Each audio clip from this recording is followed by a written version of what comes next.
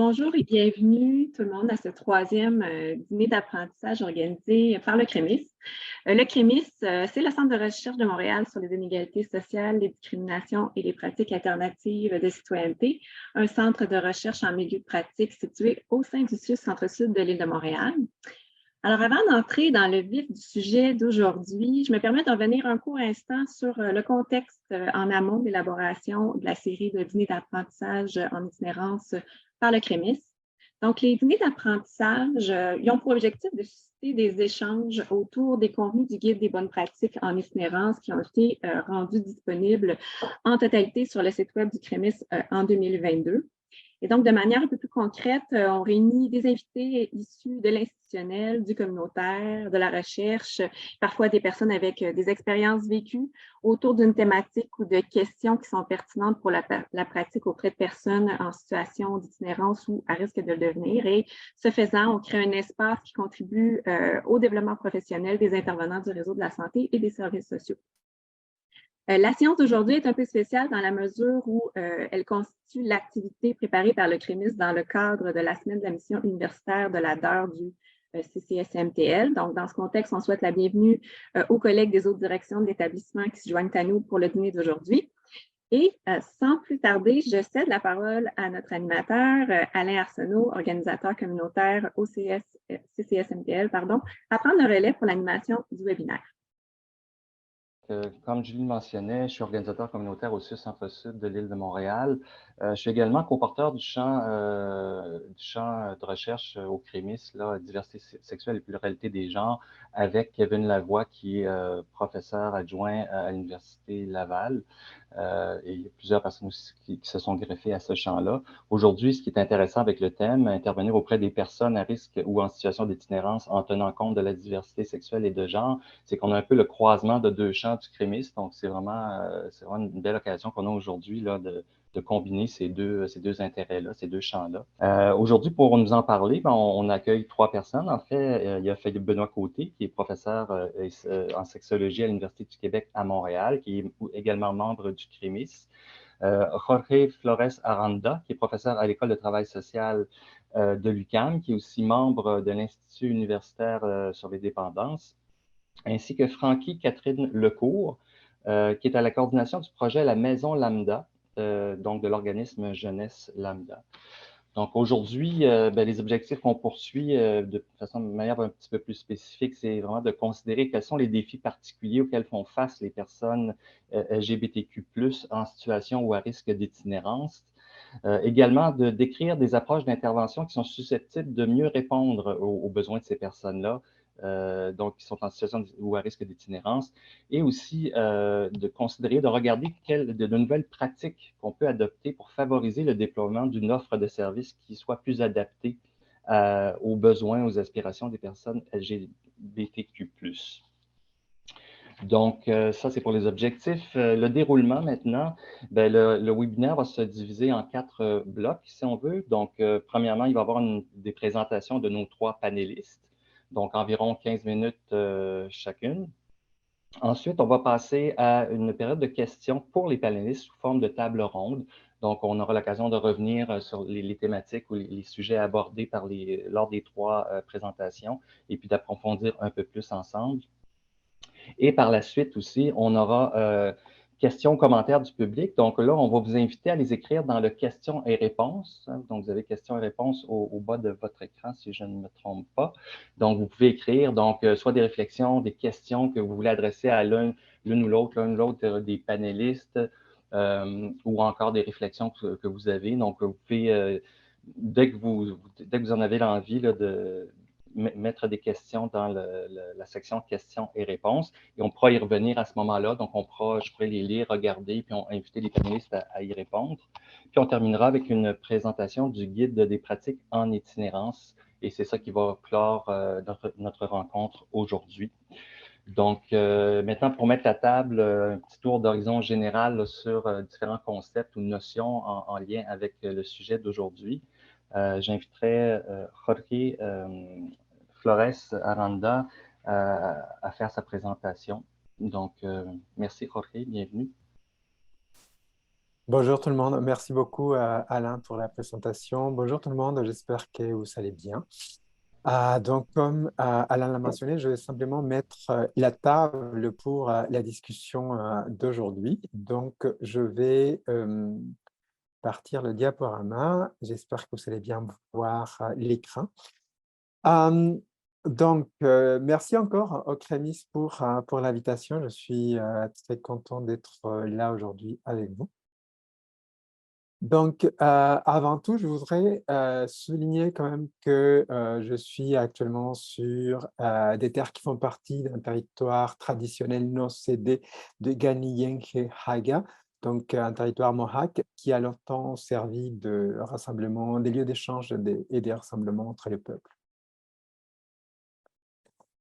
Donc, ce qu'on va voir durant les prochaines minutes, donc un tout petit rappel de quelques définitions en lien avec l'itinérance, sans doute des notions que vous connaissez déjà, mais c'est simplement pour, comme je vous disais tout à l'heure, mettre un peu la table. Et ensuite, on va faire un point rapide sur quelle est la situation des personnes de la diversité sexuelle et la pluralité des genres en situation d'itinérance ou à risque de le devenir. Et je proposais peut-être une piste, un regard, surtout une lentille pour voir comment est-ce qu'on pourrait apporter éventuellement des solutions aussi aux difficultés de logement qui peuvent vivre les personnes de la diversité sexuelle et des genres.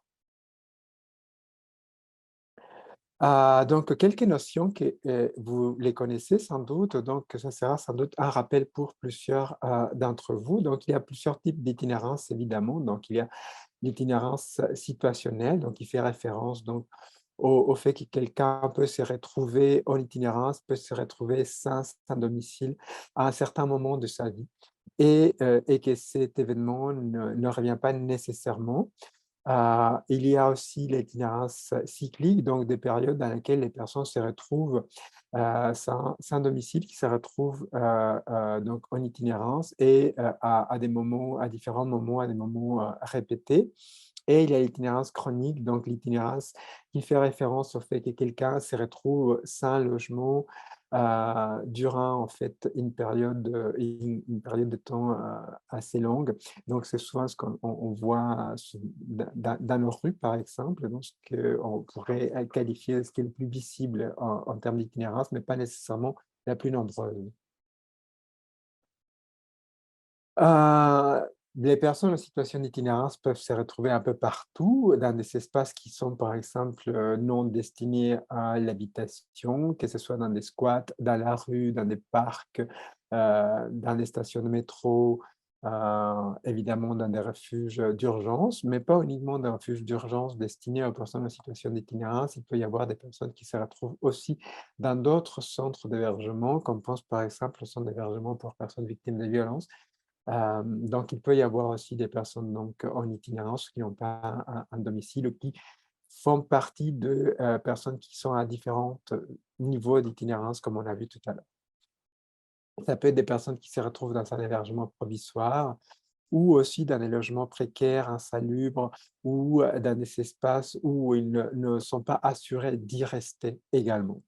Donc, on voit que les personnes en situation d'itinérance peuvent se retrouver à différents endroits, à différents moments aussi de leur vie. Donc, qu'en est-il exactement des personnes de la diversité sexuelle et la pluralité des genres qui peuvent être en situation d'itinérance ou qui sont à risque de l'être? C'est qu'on sait actuellement. Donc, on sait que les personnes de la diversité sexuelle et des genres sont surreprésentées parmi les personnes en situation d'itinérance. Ce n'est pas uniquement au Canada, pas uniquement au Québec, mais dans différents endroits dans le monde.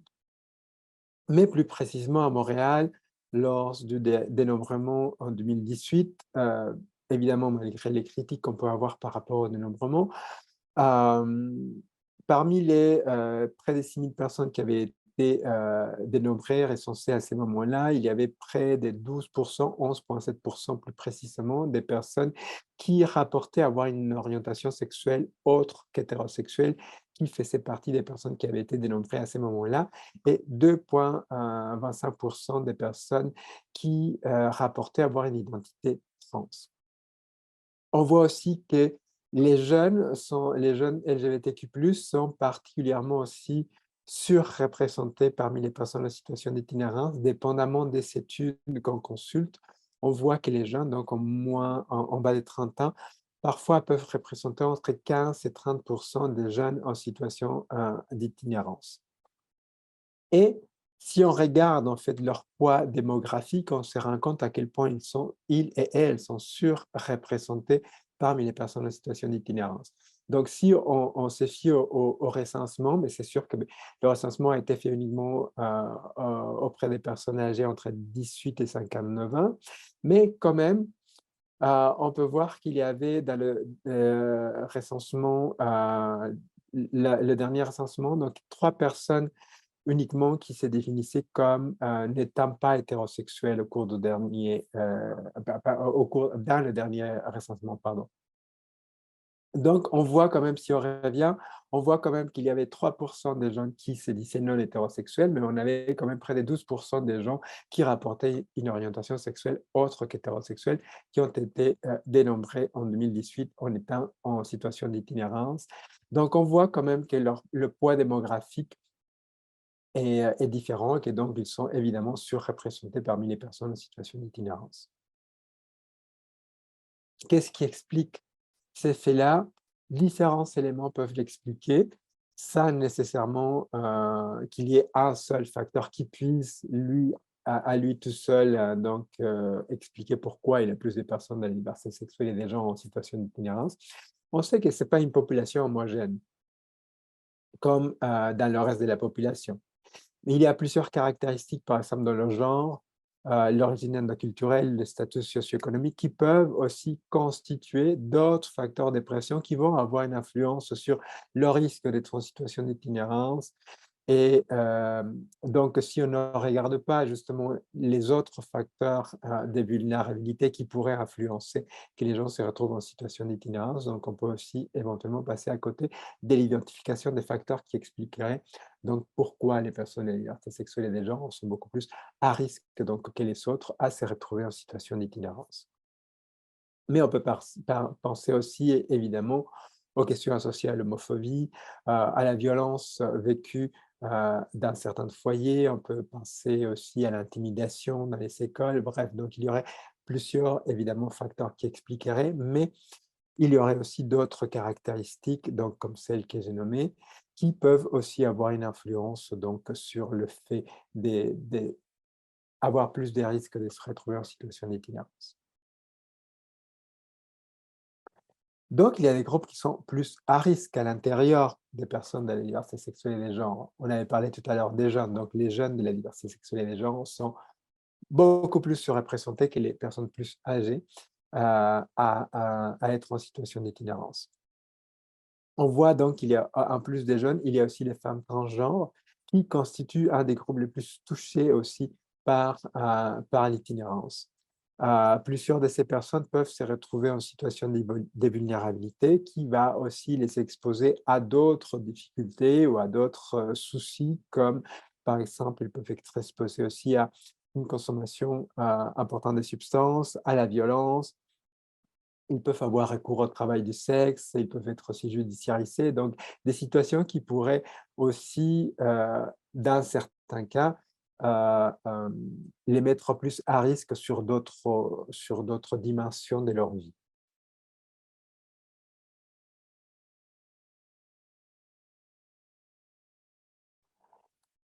OK, donc, on voit que les personnes de la diversité sexuelle et la pluralité des genres sont surreprésentées parmi les personnes en situation d'itinérance, mais qu'est-ce qui se passe avec les services? Est-ce que ces personnes ont accès aux services dont elles auraient besoin? On sait qu'il y a plusieurs barrières, malheureusement, qui empêchent ces personnes-là d'accéder aux services sociaux, aux services de santé, aux services en itinérance également. Souvent, les personnes de la diversité sexuelle et la pluralité des genres vont faire face aussi à une certaine homophobie ou à la transphobie dans des services qui s'adressent à des personnes en situation d'itinérance, incluant les refuges d'urgence. Et parfois, ce n'est pas nécessairement de la mauvaise volonté. Parfois, c'est aussi un manque de connaissances, un manque de formation. On peut parler aussi des infrastructures, certaines ressources en itinérance qui sont très genrées, par exemple, et qui pourraient empêcher des personnes non-binaires, par exemple, d'y accéder à des services. On peut aussi, parfois, les personnes de la diversité sexuelle et la pluralité des genres peuvent craindre certaines actions violentes à l'intérieur, que ce soit de la part d'autres résidents, de la part d'intervenants. Donc, il y a énormément de barrières associées à l'accessibilité et aussi au fait de se sentir bien accueillis dans les ressources pour les personnes en situation d'itinérance. Il y a évidemment certains efforts qui sont faits dans certaines ressources, mais ces efforts ne semblent pas encore porter tout à fait des fruits, mis à part quelques cas. Donc, on voit dans la littérature scientifique que il y a un manque donc d'adéquation des services pour les personnes de la de la diversité sexuelle, pardon, particulièrement pour les personnes de la pluralité des genres, dont les personnes trans et les personnes non binaires. Donc, souvent dans notre société et souvent dans des ressources d'hébergement, les infrastructures et la façon dont on organise les services sont conçus de manière très binaire. On pense souvent à des services pour des hommes, pour des femmes, et donc ça exclut, comme je disais tout à l'heure, évidemment les personnes trans, et parfois on ne va pas nécessairement non plus faciliter l'entrée en service pour des personnes trans qui parfois sont évaluées de façon à ne pas correspondre à leur identité actuelle. Donc il y a encore des efforts à faire à ce niveau-là en termes de sensibilisation et de formation du personnel, mais aussi en termes d'infrastructures et en termes de sécurité qui pourraient être offertes donc, aux personnes qui s'adressent à ce type de services. Alors, une petite piste pour regarder cette problématique-là, et ce n'est pas nécessairement uniquement une piste de recherche, mais aussi une piste d'intervention. Vous vous rappellerez, il y a quelques diapositives, je parlais que les personnes de la diversité sexuelle et la pluralité des genres ont de multiples caractéristiques. Ce n'est pas un groupe homogène. Et donc, il y a d'autres caractéristiques qui peuvent avoir une influence sur leur risque d'être en itinérance, mais aussi sur les capacités, les ressources qu'elles peuvent avoir pour faire face aussi à l'adversité, pour faire face à différentes situations. Et si on ne tient pas compte des forces, mais aussi des facteurs qui peuvent constituer des difficultés pour les personnes en situation d'itinérance, parfois, donc, on peut passer à côté de quelque chose. Donc, l'intersectionnalité, à mon avis, c'est un élément intéressant à tenir compte, c'est-à-dire cette notion de tenir compte de toutes les caractéristiques de la personne qui, elles, peuvent avoir une influence sur son parcours de vie, son état de santé, le risque d'être en itinérance ou pas, le fait d'utiliser un service, etc. Donc, l'intersectionnalité fait référence donc aux différentes caractéristiques qu'on peut avoir, comme je disais tout à l'heure, le genre, l'origine ethno-culturelle, le statut socio-économique, qui vont parfois nous apporter soit des privilèges, soit d'oppression parfois. Okay? Donc, c'est important de tenir compte de ces éléments-là lorsqu'on offre une intervention, mais aussi lorsque on soutient les personnes de la diversité sexuelle et des gens qui, elles, ne sont pas un bloc donc, homogène. Et donc, si on pense par exemple à une personne trans racisée, probablement que ses besoins vont être différents que celles d'un homme gay cisgenre qui se retrouve dans la rue. Donc, il y a beaucoup d'éléments dont il faut tenir compte donc, dans l'offre des services qui pourraient donc gagner à ce qu'on le regarde avec une lentille intersectionnelle. Donc, voilà ce que je voulais vous apporter pour cette mise en bouche, si on veut. Et donc, je vous laisse avec quelques références si vous souhaitez donc aller plus loin dans la lecture sur la question. Et donc, merci beaucoup. Merci beaucoup, Jorge, pour la présentation qui met la table. Maintenant, on pourrait passer à la présentation de Philippe Benoît Côté, qui va nous parler de 2 projets de recherche qu'il a réalisés auprès de jeunes, entre autres jeunes de la diversité sexuelle et de la pluralité des genres. Donc, je te laisse la parole, Philippe. Parfait. Alors, bonjour. Comme tu mentionné, je m'appelle Philippe Benoît Côté. Mon pronom, c'est il. Je vais partager mon écran.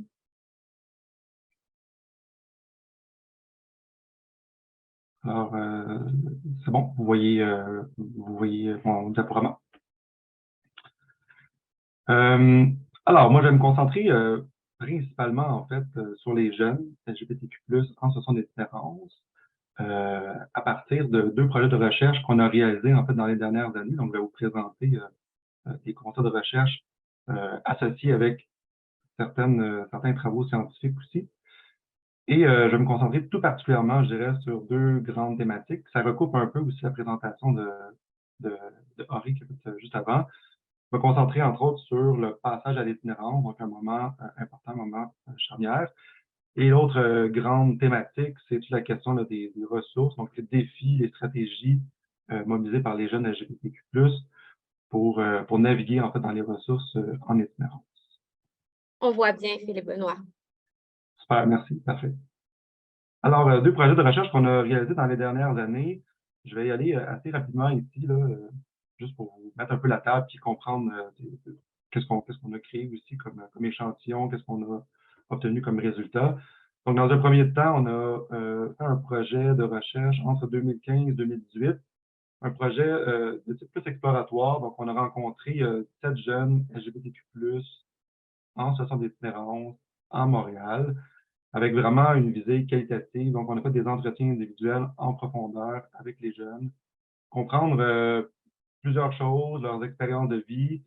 L'accent est beaucoup mis ici sur leur parcours amoureux, leur parcours sexuel, mais comprendre aussi leur passage à l'itinérance, comprendre les liens avec les services, comment ça se passe, etc. Puis dans cette étude-là, bon, on est allé chercher quand même 7 jeunes trans et non-binaires.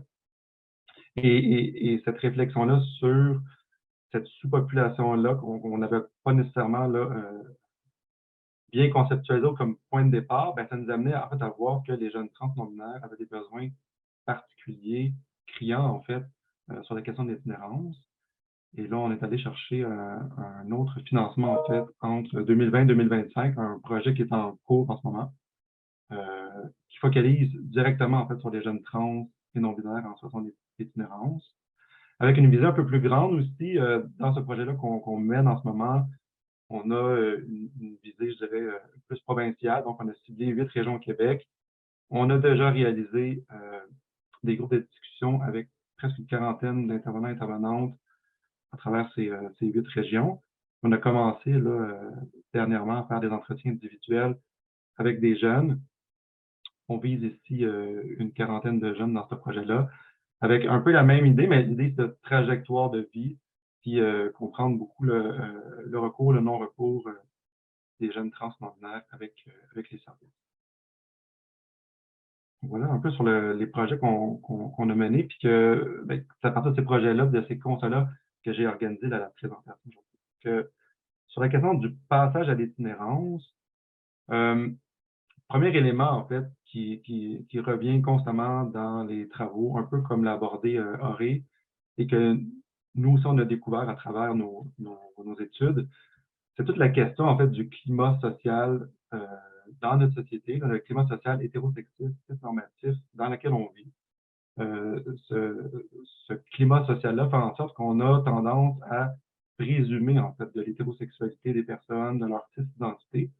Et ça a plusieurs effets différents, notamment sur les jeunes LGBTQ+, de se retrouver souvent exclus, en fait, des différents lieux, des différents espaces, qui, par ailleurs, devraient être des espaces d'intégration sociale. Mais avec cette lunette-là hétéro-cis-normative, souvent, ces jeunes-là se retrouvent exclus de ces différents lieux-là. C'est un des premiers constats. L'autre grand enjeu à tenir compte, c'est celui proposé par Abramovich, qui nous amène en fait à voir que les jeunes LGBTQ+, à risque d'itinérance, cumulent en fait 2 catégories de facteurs, si on veut, de risque précipitant vers l'itinérance. Une première catégorie de facteurs, ce sont des facteurs un peu communs, finalement, à l'ensemble des personnes qui se retrouvent en situation d'itinérance. Donc, on a pensé toute la question de la consommation de substances, des défis de santé mentale, violence familiale, perte de logement, etc. Donc, l'ensemble des différents facteurs qu'on a l'habitude d'identifier pour comprendre les trajectoires de vie des personnes en situation d'itinérance. Donc, ces jeunes-là sont confrontés à ces facteurs-là, mais en plus, il faut y ajouter aussi des facteurs plus spécifiques.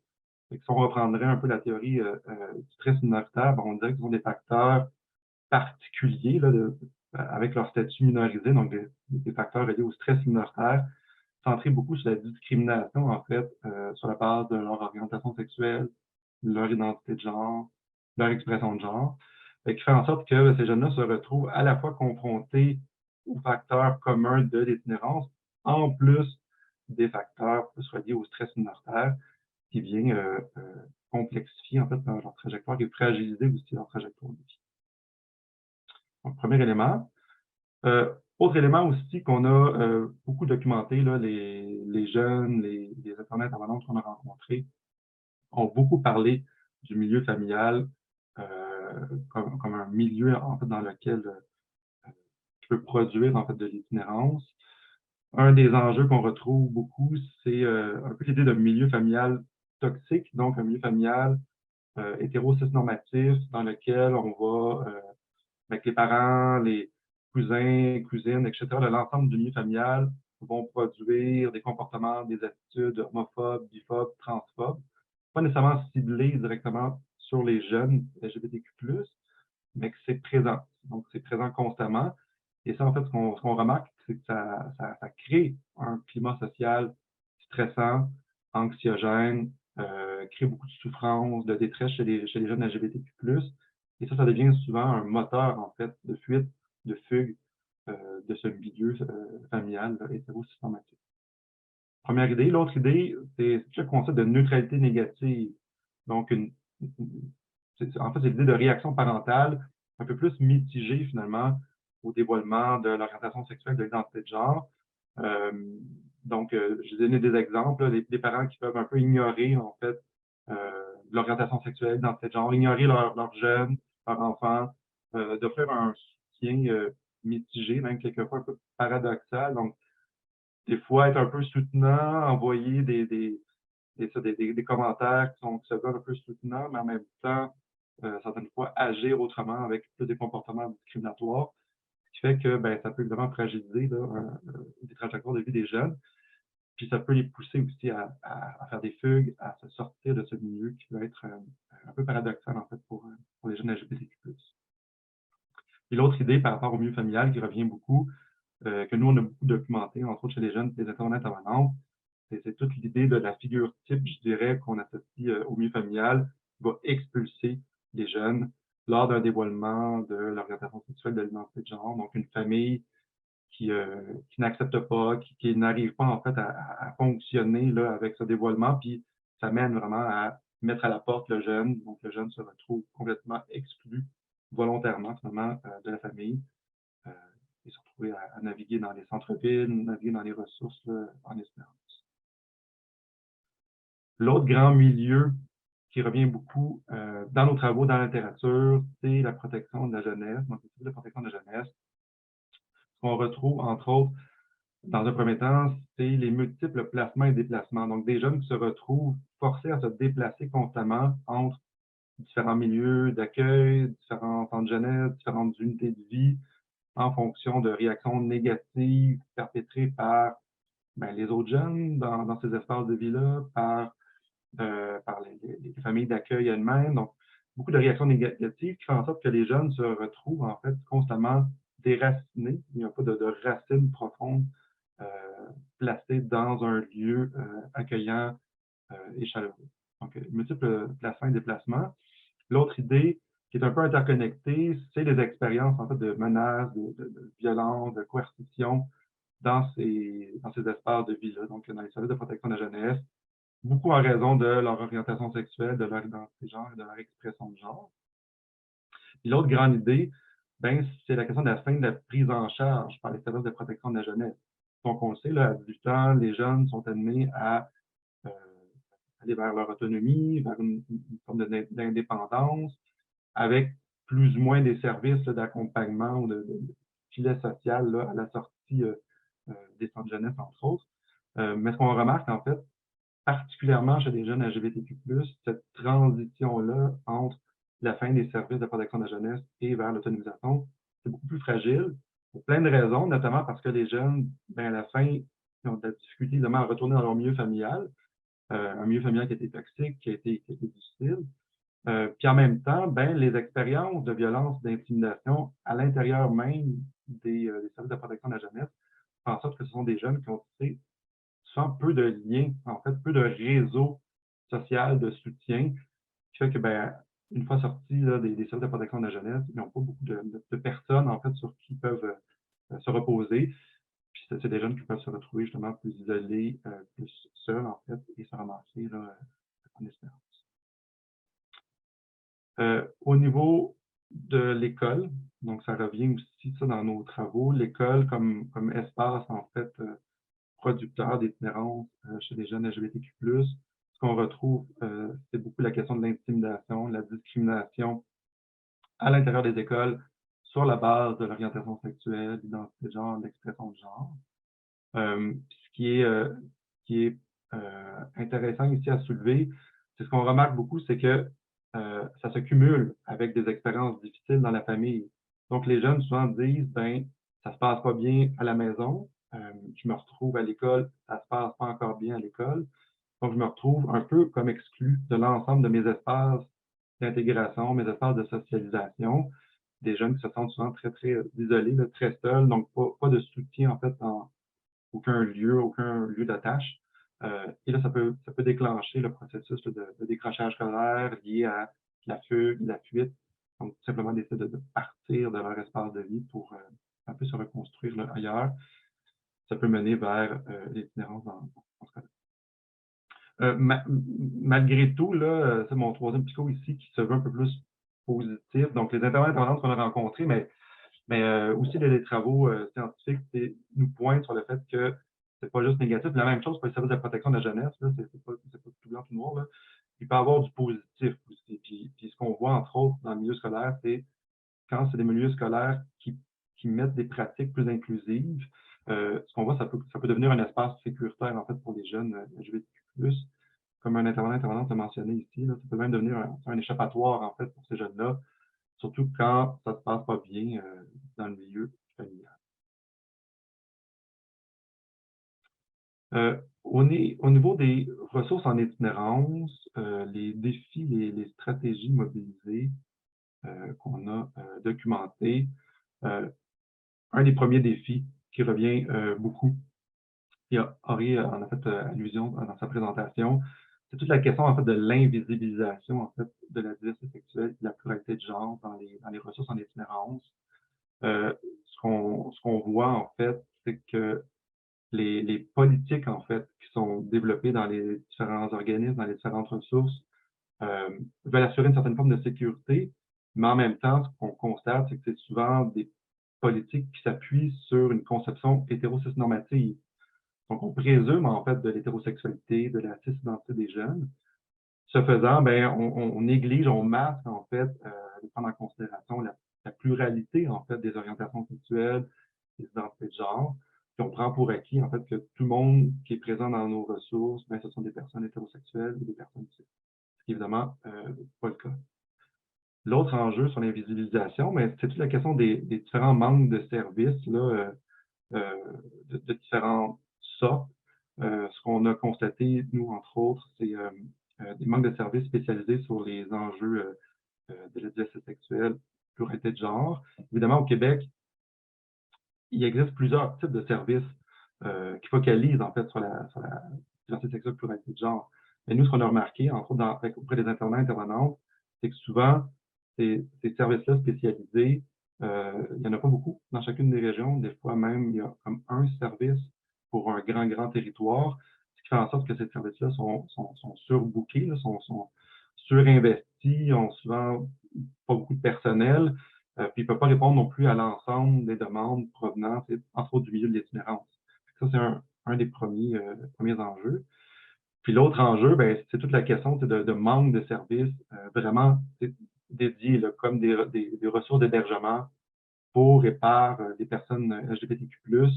On a des initiatives qui émergent de plus en plus là, au Québec, mais pas encore de services vraiment spécialisés, comme on peut le retrouver dans d'autres provinces là, au Canada.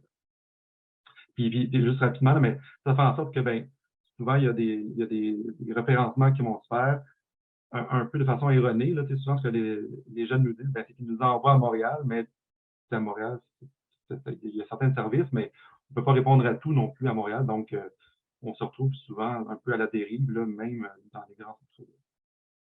L'autre enjeu, c'est toute la question de la difficulté d'accès aux services. Oriane a parlé, donc un des défis, c'est l'organisation genrée et binaire des ressources, notamment des ressources d'hébergement. Ça pose plusieurs enjeux pour les personnes trans, mais je dirais principalement là, pour les jeunes non-binaires. Se retrouvent où, dans quel espace. Souvent, ce qu'on voit, c'est que les jeunes doivent un peu se faire violence et adopter une identité de genre qui n'est pas exactement la leur pour être apte à rentrer dans les ressources. Donc ça, c'est un des enjeux sur l'organisation des services. L'autre élément, c'est toute l'exigence du dévoilement de l'orientation sexuelle, de l'identité de genre, encore un peu sous l'égide du principe de la sécurité. Là. On veut s'assurer d'une certaine sécurité, une certaine homogénéité dans nos organismes. On demande aux jeunes de dévoiler leur orientation sexuelle et leur identité de genre à travers certains mécanismes. Là, je pense que c'est moins fait maintenant, mais demander la carte d'identité pour s'assurer en fait que le genre assigné à la naissance correspond bien au genre choisi ou annoncé. Et là, ça crée beaucoup de frustration, beaucoup d'inquiétude, beaucoup de stress en fait pour les jeunes. Ils ont l'impression en fait que c'est très intrusif premièrement, puis que ça va au-delà même de ce qui devrait être demandé en fait pour avoir accès à une ressource. Toute la question des chambres aussi isolées, là, donc des chambres dédiées pour les personnes trans non binaires, c'est une pratique qui est de plus en plus intégrée dans certaines ressources, avec beaucoup d'éléments positifs, en fait. Ça, c'est documenté dans différents travaux là, comme étant une pratique intéressante, presque une pratique exemplaire quand même là, à mobiliser. Mais en même temps, ça vient avec des contre-coups, surtout dans l'utilisation que ça peut être fait. Donc, nous, les jeunes, en fait, nous avons raconté plein d'expériences où l'utilisation de ces chambres-là était un peu défaillante. Là. Donc, les intervenantes voient une personne trans, non-binaire à l'accueil.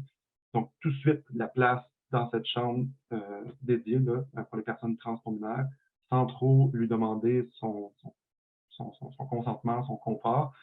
Puis là, ce que les gens nous racontent, notamment Roberto ici dans son témoignage, ben, ça devient un dévoilement forcé. Là. Je me retrouve dans la chambre dédiée pour les personnes trans non-binaires. Peut-être que ça ne me tentait pas de faire ce dévoilement-là, mais là, je me retrouve vraiment identifié, ciblé, en fait. L'autre défi, évidemment, ben, c'est toute la question là, des différentes formes de victimisation, là, homophobe, biphobe, transphobe, dans les ressources. Ce qu'on constate, c'est que c'est beaucoup perpétré en fait par les autres jeunes.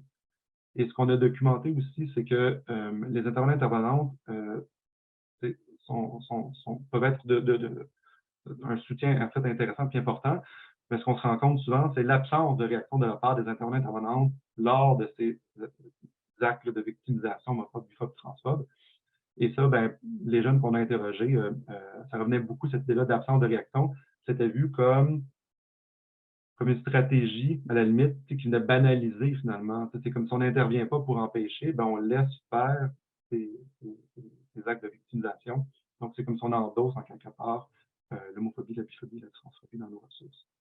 Puis un des enjeux qui a été soulevé beaucoup dans nos groupes de discussion, c'est le manque en fait, de formation de la part des intervenants intervenantes, avec la bonne volonté de vouloir bien faire les choses, mais se sentir en fait pas assez outillés, bien comprendre comment faire, comment organiser en fait l'ensemble de leurs interventions, l'ensemble de l'organisation des services. J'ai tout les jeunes. Rapidement.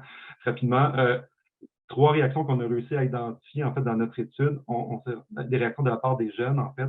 Ça, je pense que c'est important en parler.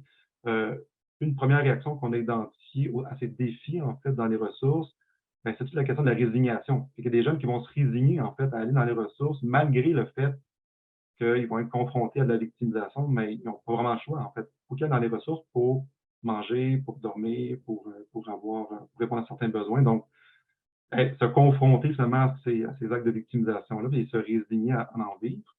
L'autre réaction, c'est plus des réactions de résistance. Donc, des jeunes qui nous disent, non, non, moi, je confronte, je dénonce, en fait, auprès des intervenantes de la direction quand je suis témoin, en fait, de certaines activités qui ne fonctionnent pas. Et même la réaction ultime là, de la résistance, c'est de ne pas aller dans les ressources, donc de dormir même à l'extérieur, dehors. Certains jeunes, même, ça devenait un peu un acte de résistance, mais de militantisme, en quelque part. Je choisis clairement de dormir à l'extérieur. La dernière réaction, c'est de faire une sélection, d'aller juste dans les ressources qui sont considérées comme étant inclusives. Puis évidemment, là, les jeunes, ça parle entre eux, fait que ça devient comme une information qui est communiquée. Mais en même temps, on comprend aussi que ça réduit le champ des possibles. Ce n'est pas toutes les ressources qui sont considérées comme inclusives. Fait que ça vient réduire ce qui est possible de faire. Petite figure en terminant, donc la nature un peu cyclique de l'hétérocisnormativité. J'aime bien ce schéma-là de Abramovich qui nous montre comment c'est un cycle, en fait, c'est un cycle de pression, en fait, qu'on peut réussir à casser, qu'on peut réussir à briser, en fait.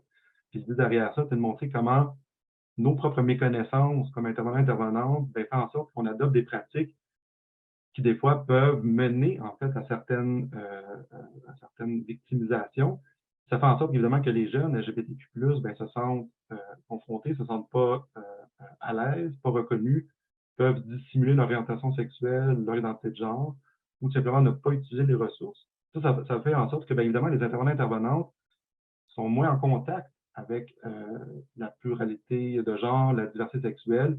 Là, ça continue à perpétuer l'idée de méconnaissance, etc. Donc, c'est vraiment l'idée que c'est un cercle et il faut trouver une façon de le briser, en fait, ce cycle d'hétéronormativité. Je vous laisse aussi avec quelques références que vous pourrez consulter. Voilà. Merci beaucoup, Philippe Benoît. C'est ça, en ce qui concerne notre troisième panéliste, Francky Catherine Lecourt, donc il y a un empêchement de dernière minute, donc on ne pourra pas l'avoir avec nous aujourd'hui, malheureusement. Par contre, ça laisse un peu plus de temps pour la période de questions à la fin.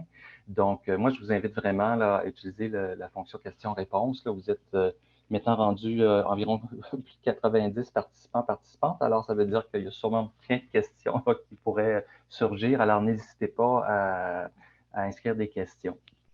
Donc, voilà. Donc, on va quand même poursuivre avec le panel, ce qu'on avait prévu, là, avec quelques questions pour revenir un peu sur les présentations, pour approfondir le sujet. Donc, c'est ça. Donc, je vais inviter Philippe Benoît et Jorge à répondre à ces différentes questions-là, intervenir là-dessus. On pourrait peut-être commencer par peut-être revenir un peu, c'est quoi la nature, c'est quoi les freins là, à l'adaptation d'une offre de service aux réalités là, de la diversité sexuelle et pluralité des genres? Tantôt, vous parliez de certains facteurs comme l'hétéronormativité ou des interventions ou des milieux qui sont genrés. Hein, donc, peut-être revenir un peu là-dessus, qu'est-ce qu'on entend par ça.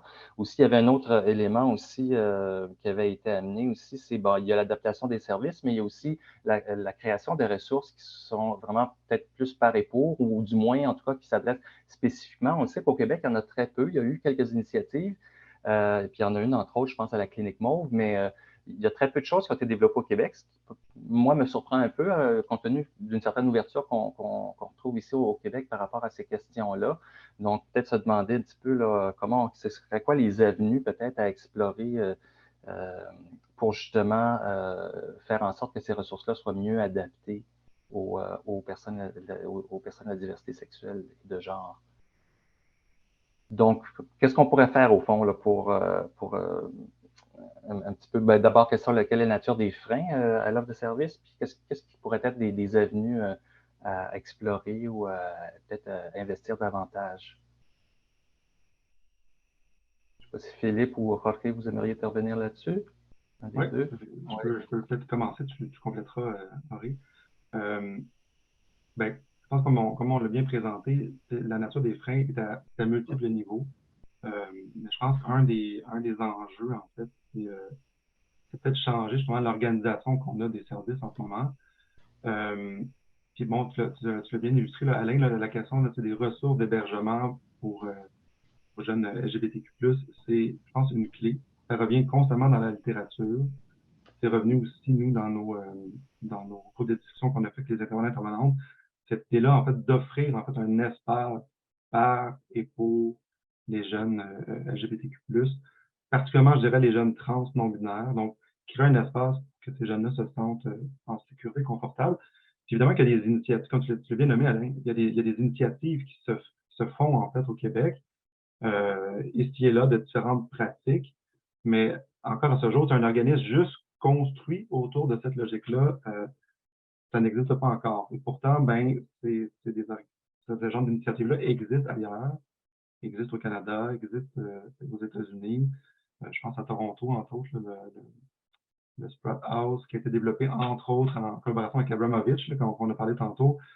Euh, Ils ont mis en place ce type d'organisme-là et ça fonctionne, en fait, depuis maintenant très longtemps. Fait que puis on le voit, là, les évaluations qui ont été faites montrent que ces jeunes-là euh, se sentent en sécurité d'aborder en fait leur orientation sexuelle, leur identité de genre, que leur orientation sexuelle, leur identité de genre est vue comme un tout intégrateur en fait dans leur identité de façon plus globale.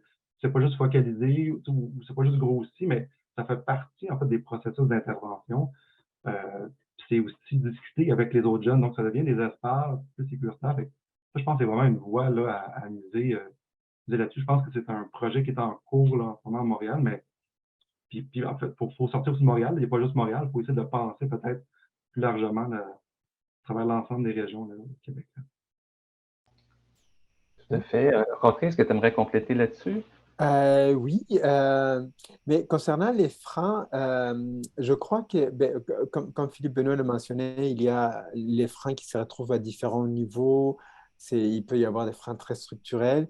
Et à mon avis aussi, un des freins assez importants, c'est parfois une certaine volonté de certains dirigeants aussi, de certaines institutions qui sont peut-être beaucoup plus traditionnelles, qui ne souhaitent pas nécessairement non plus changer leur façon de faire. Il y a aussi les ressources en hébergement d'urgence, sont quand même des ressources qui existent depuis très longtemps. Et puis ça, c'est plus un avis personnel. Il y a aussi une base très religieuse dans certains de ces organismes-là. Il y a une culture, un historique qui provient, mais parfois justement, il y a des racines religieuses dans certaines de ces organisations-là, qui peuvent parfois constituer des freins mais par la suite, il y a également les formations des personnes qui travaillent dans les ressources en hébergement ne comportent pas nécessairement non plus des informations sur la diversité sexuelle, la pluralité des genres. Enfin, qu'on pense par exemple aux disciplines comme le travail social par exemple ou la psycho ou d'autres disciplines qui peuvent amener des gens parfois à travailler dans ce type de milieu. Il n'y a pas nécessairement non plus une formation très poussée sur la réalité des personnes à la diversité sexuelle et la pluralité des genres. Donc, je pense qu'il y a un effort aussi à faire au niveau de la formation des professionnels pour qu'ils soient beaucoup plus conscientisés aux réalités des différentes populations. Évidemment, il y a aussi un besoin, comme on l'avait dit, Philippe Benoît et moi, de formation continue. Mais ce n'est pas toujours évident non plus que les gens accèdent à des formations continues. On sait que les organismes aussi manquent de temps, manquent des ressources, donc l'accès à des formations continues est difficile.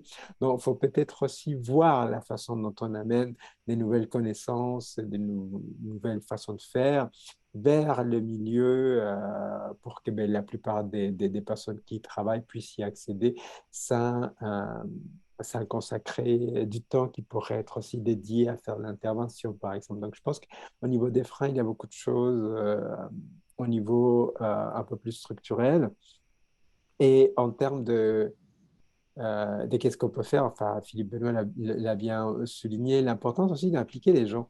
dans la solution. Donc, d'impliquer les pairs, les personnes qui vivent la situation dans la conception, dans le développement des réponses, dans le développement d'intervention. Je pense que c'est vraiment les personnes concernées qui sont les expertes de la situation et qui doivent aussi être incluses lorsqu'on pense à développer un service. Donc, je pense que c'est aussi une avenue intéressante. Oui, puis là, vous le mentionniez aussi, les deux, là, on revient souvent sur les ressources en itinérance parce que c'est le sujet qui nous intéresse aujourd'hui, mais en amont, il y a toutes sortes de situations ou de fragilités ou de facteurs qui peuvent justement mener à l'itinérance. Donc, lorsqu'on parle d'adaptation des ressources, on parle non seulement des ressources en itinérance, mais aussi de toutes sortes d'autres types de ressources aussi. On sait qu'il y a des lieux, par exemple, si on pense à justement Jeunesse Lambda, il y a l'astérisque sur Atateken, où est-ce que les jeunes peuvent se réunir. C'est vraiment là du par et pour. Puis ça abrite différents organismes là, comme Alter Hero, Projet 10 et puis Jeunesse Lambda. Mais ça existe encore très peu et c'est relativement récent aussi qu'il y ait des lieux qui soient vraiment comme dédiés ou des ressources vraiment dédiées.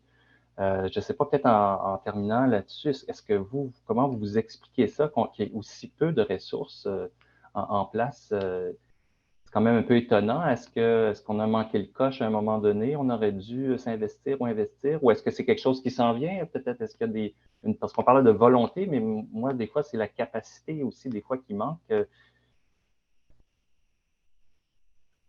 Je sais je pas pense si qu'il y a plusieurs, il y a plusieurs enjeux là-dessus. Tu sais, je pense qu'il y a clairement un manque de financement des différents organismes, en fait, là, de façon générale, dans le communautaire, mais on le voit là, tu sais, sur l'enjeu de la diversité sexuelle, pluralité de genre, ça a été le parent pauvre pendant longtemps là, dans le financement.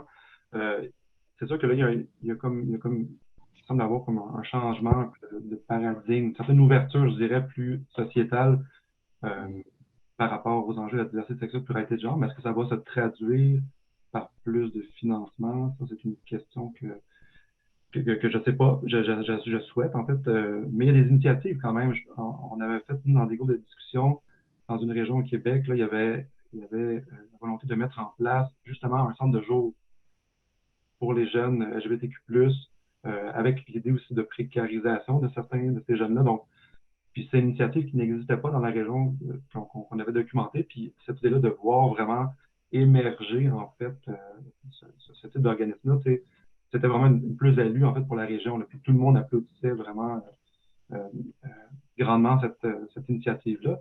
Parce que ce que ça fait, en fait, puis j'en ai parlé un peu, mais c'est que c'est le référencement, en fait. On réfère, en fait, constamment les jeunes de l'ensemble du Québec vers Montréal. À Montréal, ben, disons qu'il y a des ressources, mais en petit nombre, eux autres aussi, les ressources sont sous-financées. Puis là, c'est le maillage aussi entre réalité LGBTQ+, et réalité itinérante. Si le ressource d'hébergement ne faut pas ce pas supplémentaire vers des pratiques plus inclusives, ben, ça ne répond pas à l'ensemble des besoins. Donc, il y a vraiment cette idée de concertation-là qui doit être faite, de développer davantage des ressources de la diversité sexuelle et de pluralité de genre dans l'ensemble des régions, pas juste dans les quelques régions là, autour de Montréal, là, partout au Québec. Je pense que c'est vraiment essentiel. Tout à fait. Moi, ce que j'ai entendu aussi souvent dans le milieu, c'est que toute la question, les enjeux LGBTQ+, sont arrivés un petit peu sur le tard par rapport au programme de financement existant. Alors, ce qui rend difficile d'entrer dans le système puis d'arriver à avoir des sous, puis notamment, on a plus financé la lutte à l'homophobie, des trucs plus au niveau de la défense des droits, par exemple.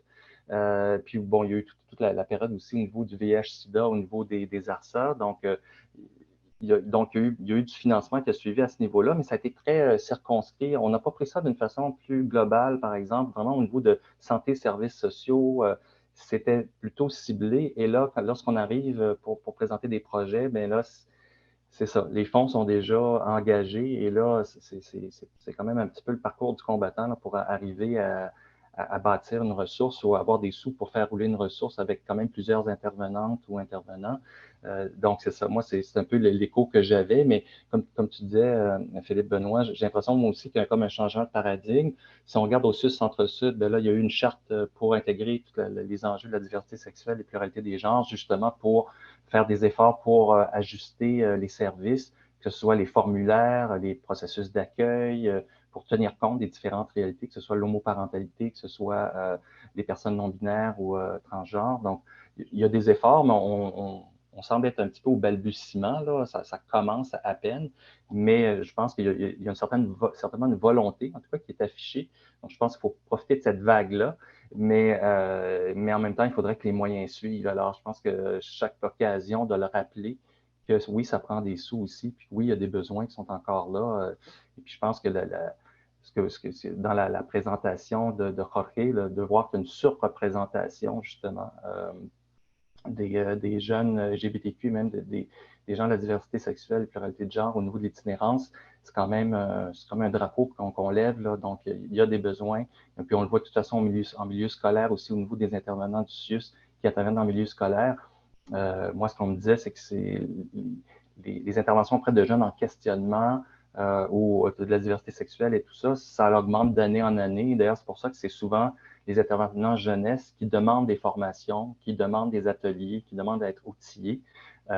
Et c'est pour ça que la direction jeunesse avait entamé des travaux là-dessus déjà il y a comme 3 ans.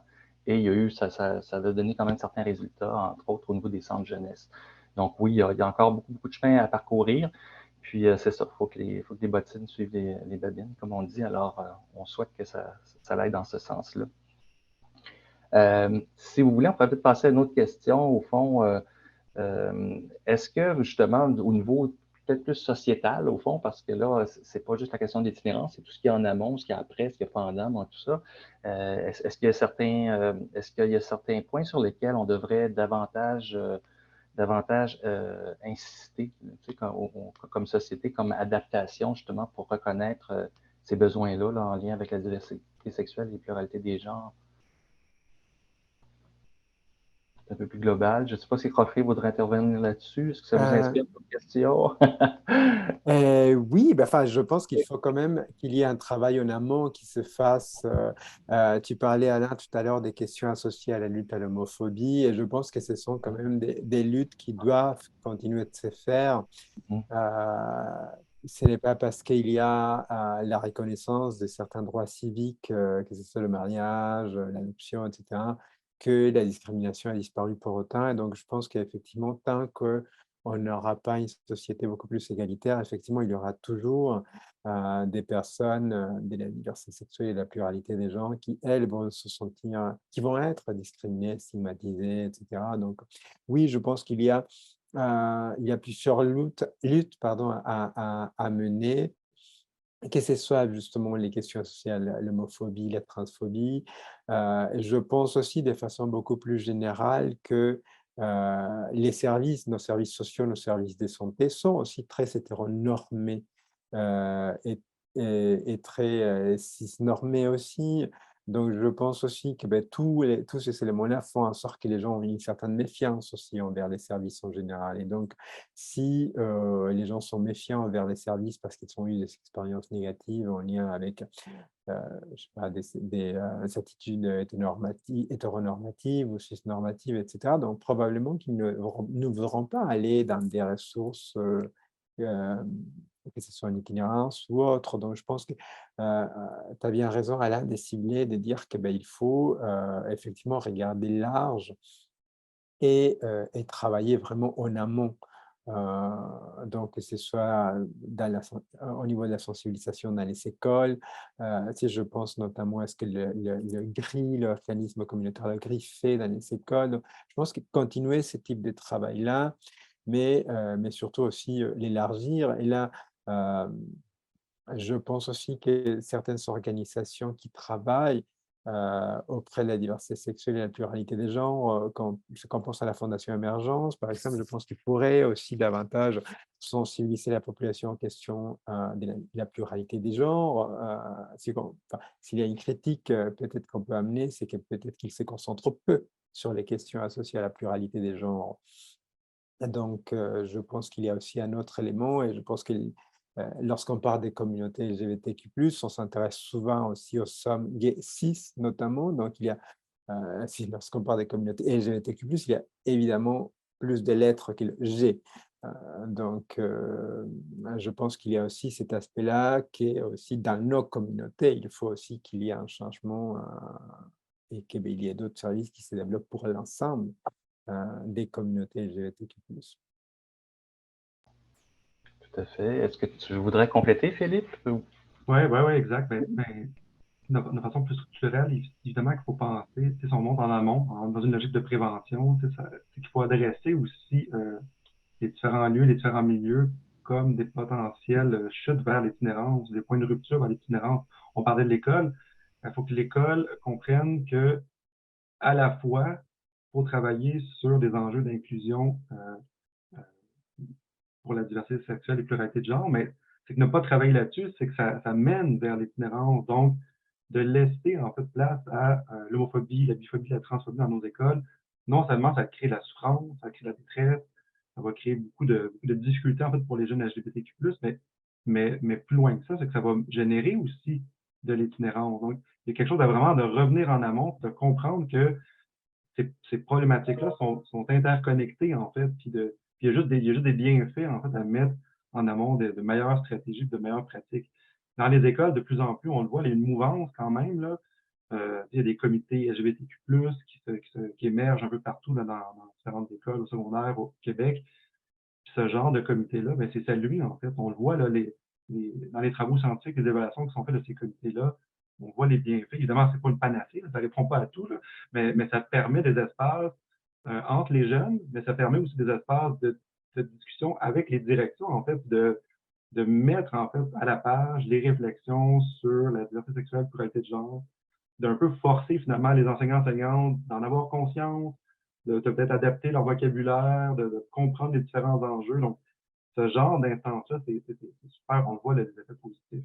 Même chose pour les services de protection de la jeunesse. On le voit, il y a une mouvance en ce moment, je pense, dans les services de protection de la jeunesse, vers une plus grande intégration.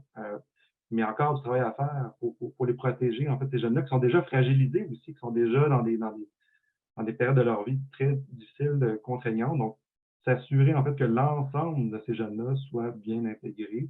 Puis évidemment, la famille, c'est un enjeu crucial. Là. Donc, trouver des moyens de créer des espaces pour que les parents, les différentes familles plus largement, des espaces de soutien, de réflexion, d'accompagnement en fait sur ces enjeux-là. Il ne faut pas les laisser là, tout ça parce qu'on le voit, ça génère en fait beaucoup là, de défis, en fait, puis ça peut mener encore une fois vers l'itinérance.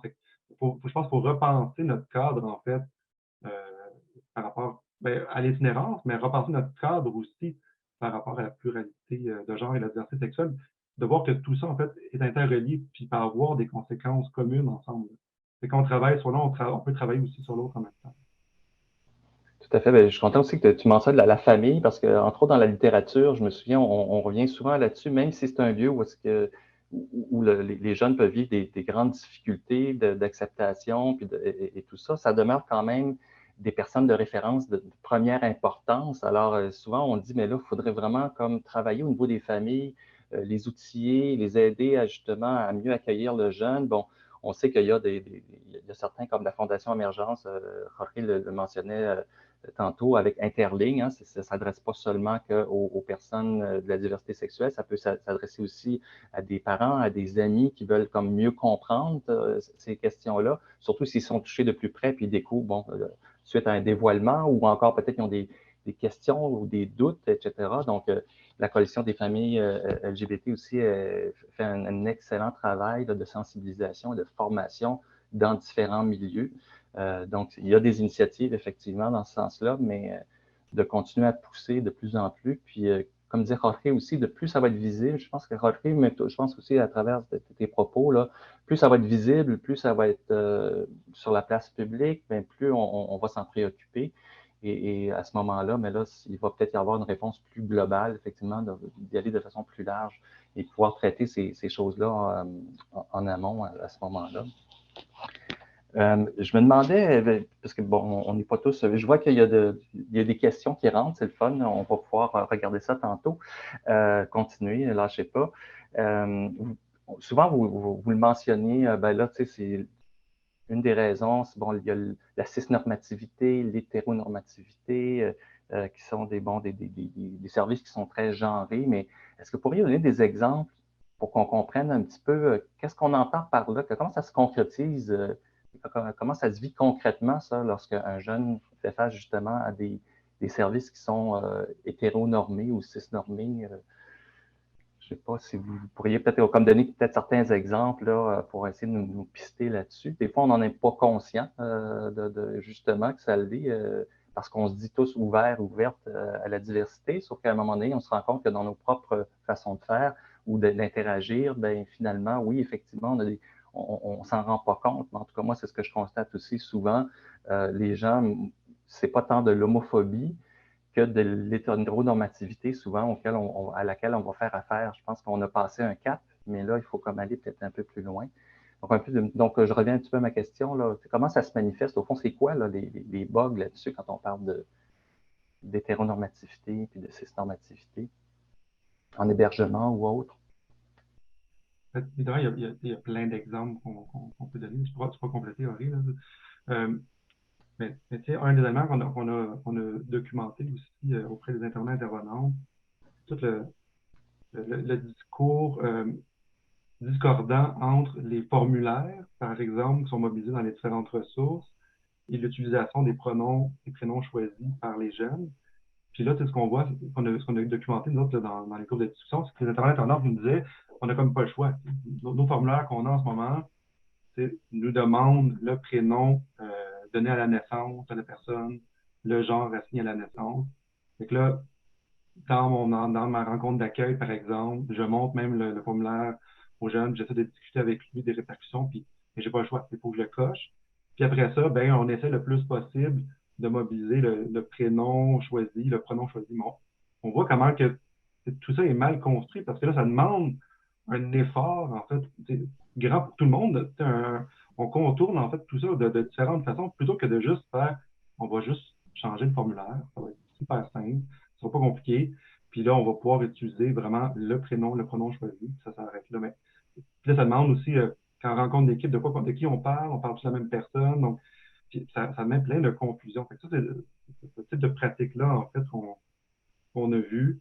Puis même, je te dirais, on peut prendre aussi de l'autre bord, là, les bonnes pratiques, ça serait quoi? Ben, ça serait justement d'accueillir les jeunes en donnant son nom comme intervenant, son propre nom, donnant son propre pronom, demander, faire la même chose avec les jeunes. Donc, ce genre de pratique-là, c'est très simple, en fait, mais ça permet de montrer, en fait, l'ouverture, la diversité, en fait, dans nos organismes. Puis lorsqu'on a des jeunes, en fait, qui sont trans, qui sont non-binaires, ben, ça les rassure, en fait, de voir qu'on a ce type de pratiques-là qui sont mis en place. OK. Tu voulais compléter, Aurélie? Oui, Ouais. ben, effectivement, je pense que tu as très bien nommé autant les enjeux que les pistes des solutions, Philippe Benoît.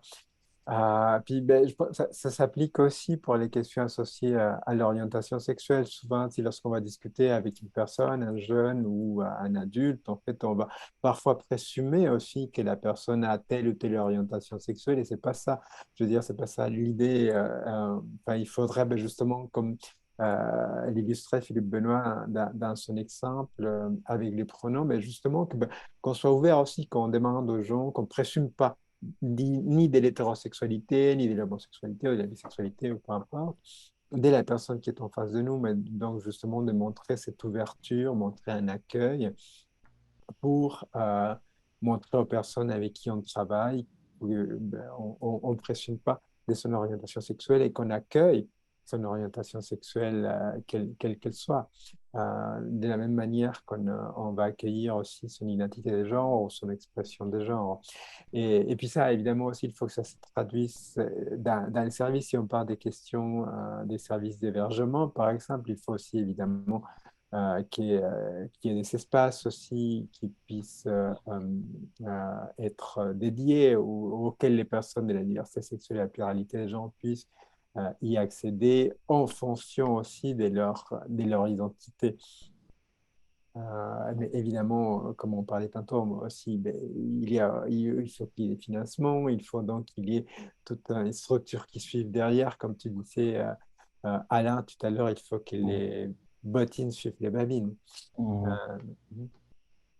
Oui, puis je peux un peu rebondir là-dessus, mais ça montre aussi que bon, l'importance de créer des ressources d'hébergement, c'est très spécialisé pour les jeunes LGBTQ+, mais ça montre qu'il faut adapter aussi nos services en itinérance pour que, qu'on soit des lieux, en fait, inclusifs le plus possible. Puis c'est pas, en fait, le piège derrière l'idée de créer des ressources d'hébergement spécialisées, spécifiques, c'est de se décharger puis de dire, automatiquement, dès qu'on a des jeunes LGBTQ+, on les dirige là-bas. Mais nos lieux devraient être des lieux, en fait, sécuritaires. C'est surtout, il faut partir de l'idée que c'est des jeunes qui sont déjà fragilisés, ça va déjà pas très bien. Donc, il faut trouver des façons, en fait, de pouvoir les garder chez nous, puis de créer des espaces, en fait, qui soient le plus sécuritaires possible. Donc, ça nous demande, en fait, de repenser, peut-être, même des fois, l'organisation. On pensait tantôt on parlait de l'organisation genrée. Euh, c'est binaire, en fait, il y a peut-être une réflexion à avoir à ce niveau-là. Peut-être que c'est important d'en garder des ressources qui sont genrées. Peut-être qu'il faudrait mettre aussi davantage d'accent sur des ressources qui ne sont pas genrées. Donc, le genre ne devient pas une catégorie d'admissibilité. Puis de l'éclater aussi, cette catégorie-là. Donc, c'est plus juste homme-femme, c'est peu importe ton identité de genre, peu importe ton genre, t'es bienvenu, puis on va fonctionner avec ça. Puis avec les nouvelles stratégies, c'est les chambres d'isolement, les chambres isolées pour pas d'isolement, les chambres isolées pour les personnes trans et non-binaires, c'est une belle stratégie, mais il faut voir aussi comment on l'utilise de façon conforme, adéquate avec les jeunes, leur demander leur consentement, leur volonté, en fait, de travailler avec ces personnes, puis de ne pas leur imposer d'emblée ce genre de stratégie-là.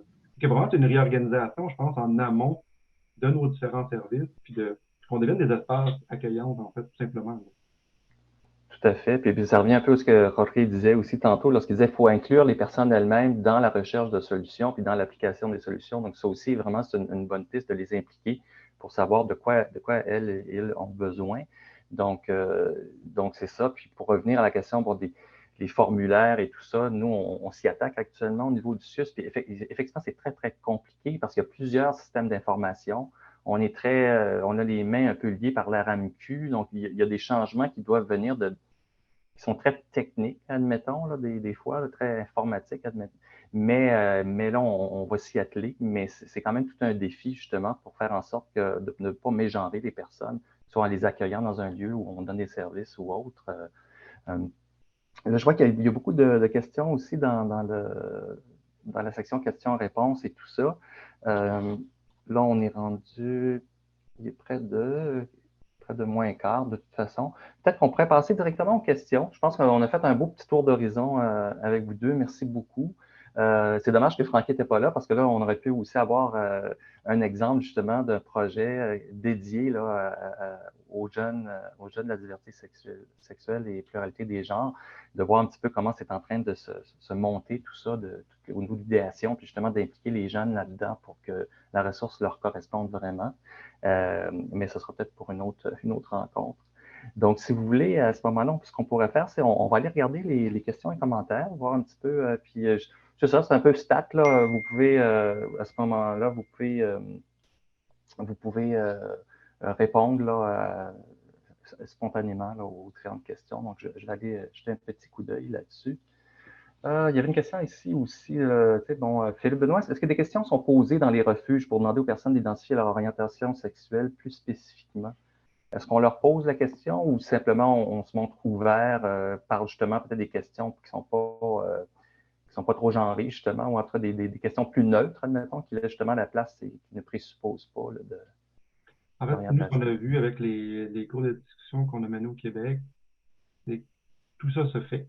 Il y a des organismes qui ne posent pas de questions, il y a des organismes qui en posent spécifiquement. Il y a des organismes qui posent des questions sur l'orientation sexuelle de façon forcée pour s'assurer la répartition dans les chambres. Ça, les jeunes, en fait, en ont parlé aussi, là, en disant, ils veulent placer, je sais pas, une femme cis lesbienne avec un homme cis gay ensemble dans une même chambre. C'est pour s'assurer, en fait, qu'il n'y aura pas d'activité sexuelle. Fait que, dans le fond, ça devient comme un critère d'organisation, en fait, de la ressource. Fait qu'on le voit, en fait, comment tout ça peut se faire. Puis on le voit, en fait, là, les jeunes se sentent souvent très inconfortables par ce type de questions-là trop spécifiques, surtout quand ils ne comprennent pas à quoi ça va servir. Surtout après ça, quand ça devient comme un enjeu de classification puis d'organisation, là, c'est, voyons. Là, en fait, ce que les jeunes nous disaient, c'est que, j'ai pas envie d'avoir des activités sexuelles, là. Ça se peut que j'ai peut-être envie d'avoir des activités sexuelles, mais ça se peut aussi que j'ai juste pas envie de ça. Pourquoi ça devient comme un critère, en fait, d'organisation sur la base d'activités sexuelles potentielles qui va se faire? Ça, c'est des éléments en fait, qui ont été soulevés. Tout à fait. Donc, c'est la géométrie variable, c'est ça qu'on comprend aussi. Puis, c'est beaucoup en fonction des besoins d'organisation concrète sur place et tout ça. Il y avait une autre question. Est-ce qu'on pourrait voir émerger une ressource LGBTQ en itinérance? Bien, justement, Jeunesse Lambda, c'était ça qu'ils ont en tête. Donc, on l'espère, on le souhaite, mais les défis sont grands parce que lorsqu'on parle d'une ressource 24/7, combien de personnes vont pouvoir en bénéficier, etc. Donc, c'est quand même des coûts qui sont assez importants. Donc, il faut arriver à convaincre les bailleurs de fonds. Donc, c'est pour ça que je disais, ben là, on va pouvoir tester dans les prochaines années si la volonté est vraiment ferme, puis s'ils sont prêts à mettre des sous et à tenter quelque chose ici, comme on en trouve aussi ailleurs.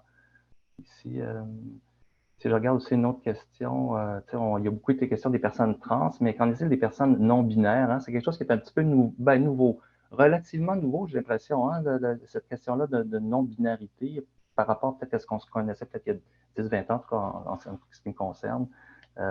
Comment on fait pour assigner la ressource, au fond? C'est ça la question. Comment on fait avec ces personnes-là qui sont ni d'un côté ni de l'autre? Je ne sais pas si Rodrigue pourrait répondre à ça, ou toi, Philippe, est-ce que tu as une idée? Ben, Rodrigue, oui.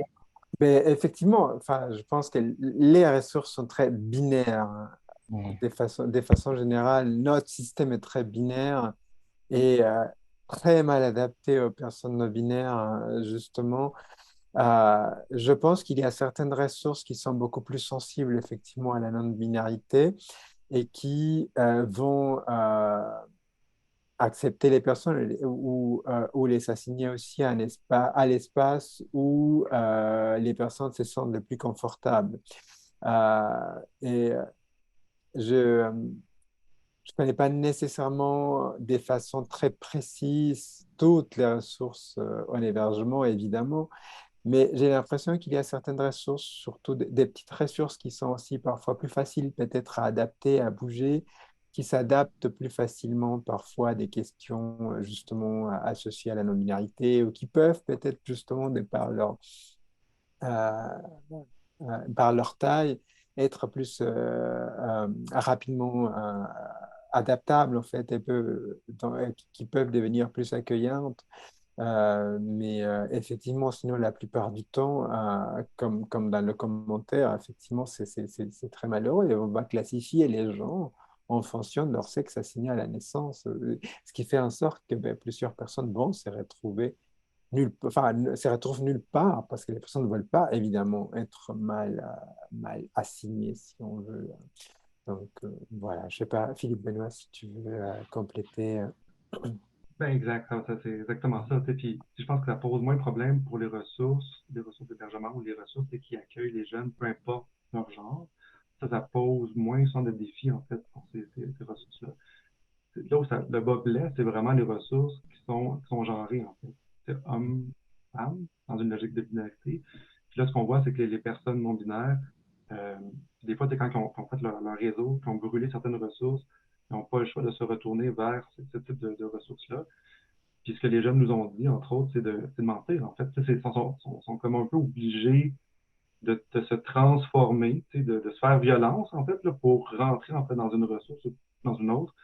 Puis là, il y a des critères ou de sexe assigné à la naissance, c'est femme. Et là, j'essaie de me diriger vers cet organisme-là, mais je me sens pas femme, je me sens comme une personne non binaire. Donc, c'est se faire violence, en fait, de ne pas s'écouter pour avoir accès à une ressource. Puis c'est ultra violent et ultra difficile pour ces jeunes-là. Fait qu'on voit, en fait, que faut peut-être, pour repenser, pour ouvrir la boîte, en fait, là, de nos ressources, puis essayer de voir comment on peut mieux adapter, en fait, à ces clientèles particulières. Oui, justement, il y avait une question un peu dans ce sens-là. Quelles sont les ressources qui peuvent justement nous aider à adapter nos interventions, ou en tout cas nos propres ressources à nous? C'est sûr qu'il y a un certain nombre de formations qui se donnent. Il y a certains organismes aussi qui vont le faire. Parfois, c'est un peu comme plus directement en lien avec leur mission. Je pense à la coalition des familles LGBT qui vont donner des formations, des ateliers, etc. Mais en général, souvent, on les invite justement pour de l'adaptation de services, mais ça ne fait pas partie de leur mission première. Et donc, ça veut dire que c'est de l'énergie à mettre en plus. Et ça éventuellement, lorsque je disais qu'il faut que la capacité suive, ça aussi, c'est une chose, aussi, je pense, à considérer, c'est que si on veut les impliquer, les personnes elles-mêmes, les personnes, les ressources ou les organismes qui travaillent auprès de ces populations-là, si on veut les impliquer pour redéfinir nos propres services, pour les adapter, il faut aussi reconnaître financièrement cet apport-là, cette contribution-là, tout comme on le fait lorsqu'on va chercher des professionnels sur différents sujets. Donc, il y a aussi cette question-là. Mais peut-être, que ce soit sur le site de la Fondation Émergence, où il y a aussi un nouveau site, je ne me souviens plus maintenant, mais qui est extrêmement bien fait, où est-ce qu'on peut aussi identifier les formations qui sont données dans les différentes régions. Donc, on peut y aller avec une sélection par région au Québec, par thématique, par population. Je ne sais pas si on pourrait faire peut-être une petite recherche puis d'intégrer comme information. Je n'ai pas ça sous la main, mais disons qu'il y a possibilité de trouver des partenaires ou des gens pour nous épauler, pour nous soutenir là, dans l'adaptation de services. Là. Ça, c'est une possibilité. Je continue à voir un petit peu les questions. On a encore un peu de temps, je crois. On voulait poursuivre jusqu'à 55. Voilà, c'est ça. On a encore quelques minutes. On va regarder ça. Commentaire, je me questionne au sujet des dortoirs, d'avoir un organisme où je travaille. Ce sont que des chambres individuelles. Cela permet de. Oups, ça a bougé. Cela permet de l'intimité et aucune différence ni de catégorie associée à la chambre. Ça, on avait dit ça tantôt. Hein. C'est une des voies là, qui est à privilégier. Connaissez-vous des hébergements qui sont ouverts à accepter des personnes non-binaires?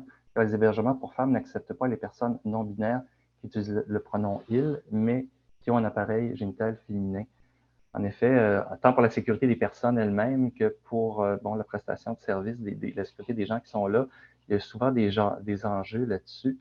Est-ce que vous en connaissez des ressources au niveau de l'hébergement? Je sais que dans les hébergements, entre autres, les hébergements pour femmes, hein, en difficulté, etc., ça a été tout un questionnement à un moment donné. Qu'est-ce qu'on fait avec ça? Et comme me disait une personne non-binaire, ben là, moi, je ne représente pas un danger pour ces femmes-là.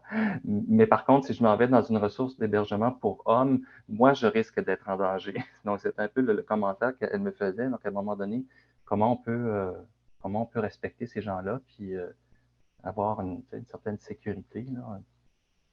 Oui, effectivement, c'est le site du Conseil québécois LGBT où est-ce qu'on peut retrouver là, cette espèce d'outil-là où on trouve les formations, les ressources un peu partout là, sur le territoire québécois. Tout à fait. Peut-être une dernière question là, avant de passer à la fin. Je vois que le temps file. Oups. Ouais, peut-être une dernière petite question. Est-ce qu'on prévoit... Non, ça c'est bon.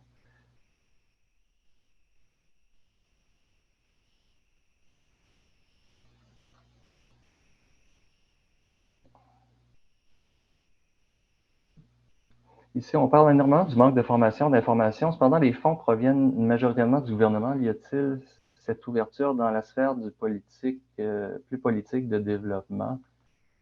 Moi, ce que je pourrais vous dire, en tout cas, c'est qu'au niveau du ministère de la Santé et des Services sociaux et puis du ministère de la Justice, ils en sont à travailler sur des lignes directrices qui vont être envoyées à l'ensemble du réseau de la santé, services sociaux, etc., justement pour tenir compte de la diversité sexuelle et pluralité des genres. Donc, ça devrait comme générer un certain mouvement. Maintenant, est-ce qu'on va, par exemple, créer des enveloppes dédiées pour justement mettre ces choses-là en place, valoriser l'apport des organismes communautaires? Ça, c'est plus difficile à dire. Je ne sais pas si vous avez des informations à partager, Philippe Benoît ou Rocher, peut-être en terminant notre période d'échange avec la salle. L'enjeu de la formation, c'est l'enjeu crucial, en fait. Vraiment, je pense qu'il faut miser beaucoup là-dessus. Et en même temps, il y a déjà beaucoup d'organismes, en fait, qui en offrent. On en a nommé plusieurs depuis tantôt, là. C'est vraiment, ces fonds-là sont disponibles dans les différentes régions au Québec. Je pense que c'est à nous de saisir, en fait, l'occasion. Le défi, en fait, je trouve, c'est pas juste la formation, c'est aussi l'accompagnement des ressources. C'est pas juste de former les intervenants et intervenantes, mais c'est de changer un peu nos pratiques puis l'organisation de nos services. Puis ça demande, il me semble, une plus grande concertation pour trouver des espaces, en fait, pour que tout le monde puisse partager, en fait, les bons coups, les moins bons coups. Parce qu'il y en a des bons coups, là, un peu partout au Québec. Là, nous, quand on a fait notre étude, il y a des ressources qui ont développé des trucs novateurs, créatifs, intéressants, qui respectent là, les jeunes. Il y a des trucs qui sont faits, mais ça, c'est des trucs très isolés, en silo. On a des tas de concertation. Puis il y a quelque chose, je pense, pour reprendre avec l'ensemble de ces espaces de concertation pour C'est pour s'échanger nos bonnes pratiques et être capable de mettre quelque chose en place de plus commun, en fait, aussi. Oui, tout à fait. Je vois qu'il est déjà -5 et on voulait se garder un petit temps pour parler du guide des bonnes pratiques en itinérance, là, sur lequel le CREMIS a travaillé avec différents partenaires. Donc, écoutez, ça mettrait fin à notre période de questions-réponses. Ben, merci beaucoup, Philippe Benoît et puis Jorge. C'était un plaisir. Donc, je vais céder la parole à Julie là, pour nous parler du guide des bonnes pratiques et puis clore le webinaire. Merci beaucoup. Merci beaucoup. Merci beaucoup, Alain. Merci beaucoup, Philippe Benoît. C'est vraiment très riche comme conversation. Je vais partager mon écran cette fois-ci. J'espère que je vais partager le bon. Donc, comme je le disais, je vais présenter des contenus qui vont vous permettre de continuer votre réflexion autour de l'intervention en itinérance qui tient compte de la diversité sexuelle et de genre. Donc, je vais vous présenter brièvement le complément personnes LGBTQ+, puis deux outils pour repérer et prévenir l'instabilité résidentielle. Donc, je ne vais pas partager, à changer de diapo. OK.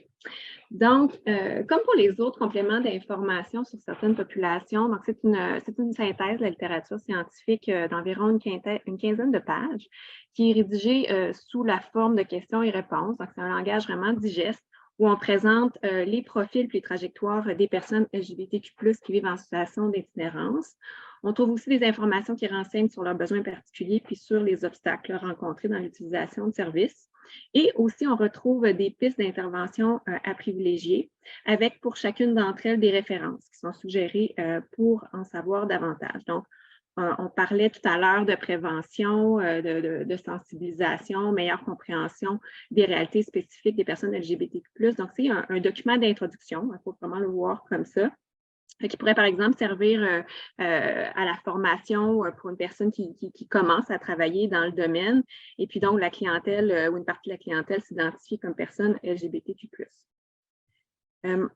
Ensuite, je voulais vous parler, on a parlé aujourd'hui du fait que les personnes LGBTQ+, étaient davantage susceptibles de présenter une accumulation de facteurs de précarisation qui pourraient conduire à l'itinérance. Donc, il y a deux outils qui permettent de repérer puis de prévenir l'instabilité résidentielle, donc de mieux voir les indices qui pourraient peut-être passer sous le radar d'intervenants ou de personnes qui sont en lien avec les personnes LGBTQ+. Et le premier outil, c'est l'outil IRIS. Au long, qui s'appelle l'instrument de repérage et d'identification des situations résidentielles instables et à risque. C'est un court questionnaire, concrètement, là, dont la visée, c'est vraiment d'aider les personnes à déceler les risques d'instabilité résidentielle. Donc, en résumé, c'est les 5 minutes à passer avec une personne. Ça vous donne une série de questions à poser pour éviter, en quelque sorte, les rendez-vous manqués, être moins à l'aveugle sur les situations qui accentuent l'instabilité résidentielle. Donc, ce n'est pas un outil de type psychométrique, c'est vraiment un outil pour soutenir le jugement clinique. Et puis, sachez qu'il existe une formation sur l'environnement numérique d'apprentissage pour apprendre à l'utiliser si nécessaire. Le deuxième outil, c'est l'outil d'aide à l'exploration de l'instabilité résidentielle. C'est un outil plus approfondi. C'est une grille d'entretien, concrètement, qui peut être utilisée en complément de l'IRIS ou non. Il peut être aussi utilisé en complément d'autres outils ou grilles qui sont utilisés dans vos milieux. Puis vraiment, ça permet d'acquérir une compréhension approfondie de la situation de la personne. Donc, ça requiert plus de temps pour la dispenser, mais on explore d'autres dimensions comme l'environnement résidentiel, la santé mentale, physique, judiciarisation, dépendance, etc. Donc, ça permet de dresser un portrait beaucoup plus complet de la personne et puis à terme, ça permet d'identifier aussi des pistes d'orientation.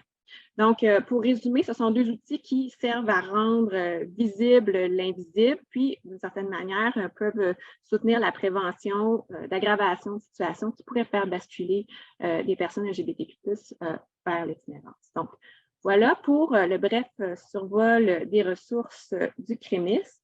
Je remercie à nouveau Alain pour l'animation, Philippe Benoît et Jorge pour vos riches interventions. Je vous invite à bloquer le 13 décembre de votre agenda pour que vous puissiez vous joindre à nous pour le prochain dîner qui sera intitulé « Accompagner une personne à risque de perdre son logement ». Dans votre boîte courriel, vous devriez avoir reçu un formulaire de rétroaction.